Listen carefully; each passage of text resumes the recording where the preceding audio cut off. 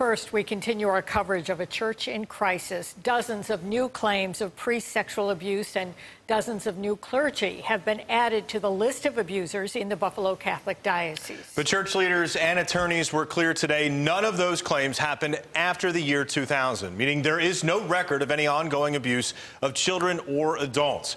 Today's comments by Bishop Richard Malone come in response to a bombshell report by 60 Minutes, and two more priests put on leave over the weekend.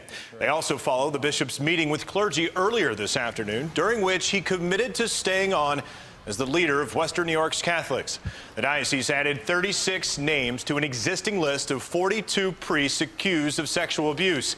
And just this year, they say there are 191 new claims of abuse. First and foremost, we are about healing. In March, when the Independent Reconciliation and Compensation Program was announced, we asked for victims to come forward. They have, and the numbers were overwhelming.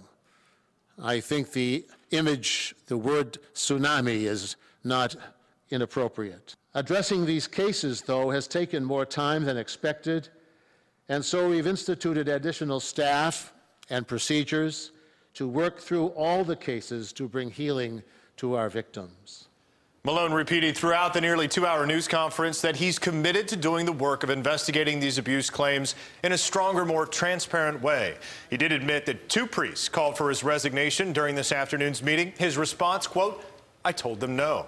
Now, Malone talked often throughout the afternoon about the feedback that he's heard from parishioners. And our Chris Horvitz watched this news conference with a survivor of clergy sexual abuse. He has his reaction tonight. Chris? Hi, Jackie. James Faluszczak was one of the first people to stand across the street from St. Joseph Cathedral earlier this year and bring this situation to light. That was back in March, and today he came here to our North Buffalo studios to watch that press conference. Faluszczak told me at times that lengthy press conference felt like information overload and adversarial. He's frustrated he didn't learn anything new about people like Father Art Smith, who was placed on leave earlier this year after being accused of misconduct. Faluszczak moved to Buffalo after leaving the priesthood 4 years ago. And when the bishop, again, reiterated he will not step down, referencing the need for stability, Faluszczak said, "I don't know how it gets any more unstable than this." What are they throwing at us? What are the people in the pew going to get out of this?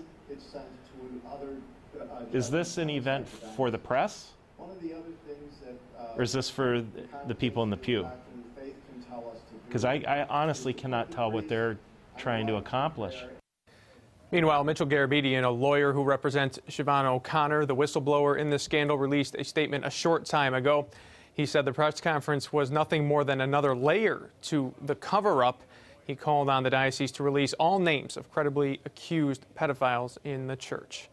Chris Horvitz, News 4.